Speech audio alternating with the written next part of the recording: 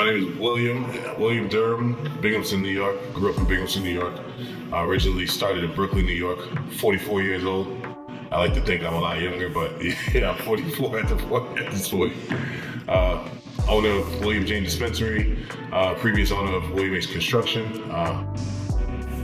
The list goes on. No, definitely. It started in Brooklyn, New York. Actually, 192 McDougal Street is kind of like the area I knew the most growing up.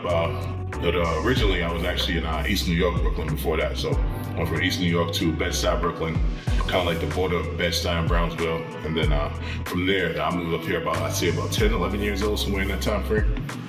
So I was still really young. So there was some things that I had on mind, but most of the things I really, didn't learn until later on in life.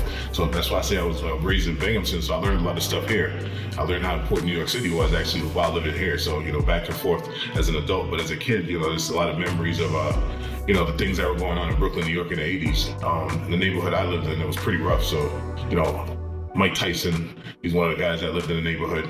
So it's one of those areas where you can see a lot at a young age. So by the age of 10, I've seen a lot of different things that, a lot of people probably don't want to see. It was the things that a lot of kids are seeing nowadays, which was the drugs, the violence, a lot of shootings, a lot of killings, a lot of just unfortunate situations with the people surrounding the area.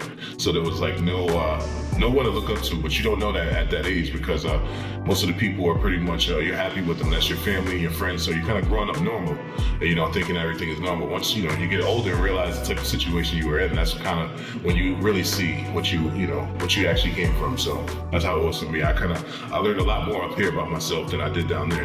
Down there I was so young, it was just like me walking down the street having the memory of, damn, one day I'm going to actually pass away. I remember the first time I found that out, walking down McDougal Street, and it was kind of shocking to me, but then I'm like, man, I got to get a lot done in this little life of mine, So at the same time, I was always a happy kid. I never really had too much going on, but there was some bad things going around that would kind of put you in a depressed stage without you knowing. So yeah, just I guess the average Brooklyn kid life that lived in the 80s in Brooklyn, which is probably the worst times in that area.